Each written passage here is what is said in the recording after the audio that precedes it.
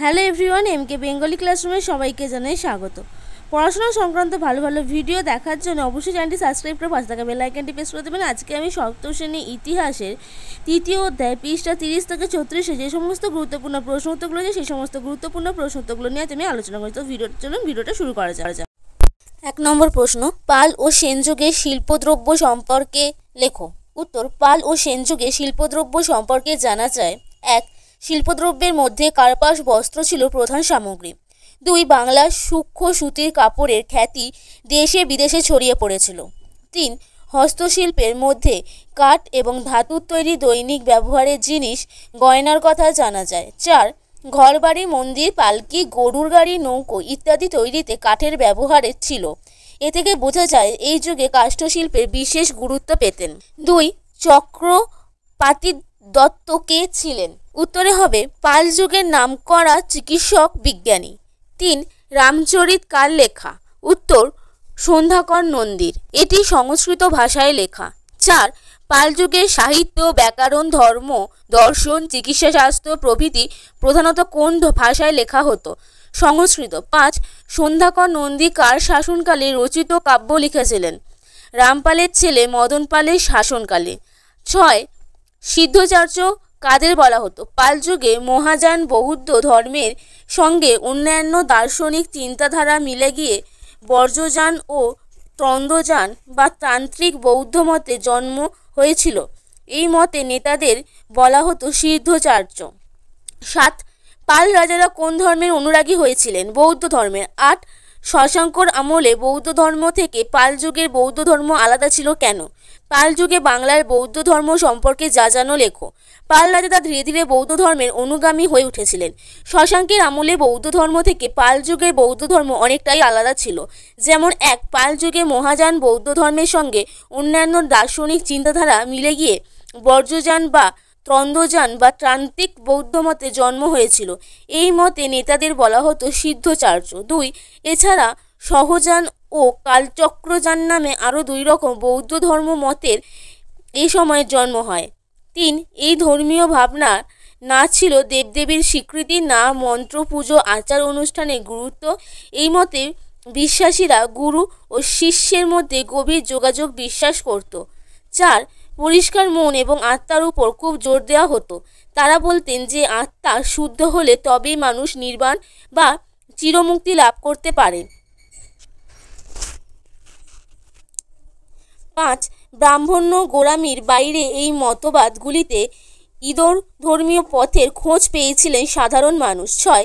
সিদ্ধাচর্চার যেমন লুইপাত, কুহুপাত, ভুসুকুপাত প্রমুখ তাদের মতো প্রচার করতেন স্থায়ী ভাষায়। 5. চর্যাপদের পুঁথি কে কোথা থেকে আবিষ্কার করেন? হরপ্রসাদ শাস্ত্রী, নেপাল থেকে। 6.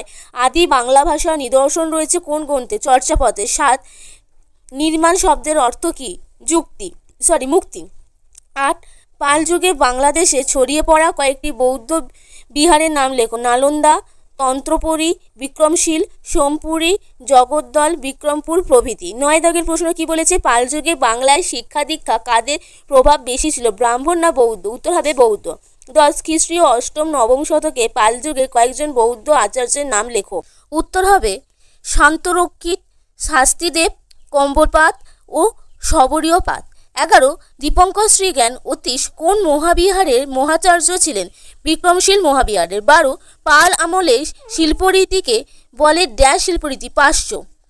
13. পাল আমলে বাংলার শিল্প ও স্থাপত্যে কি পরিচয় পাওয়া যায় তা লেখো।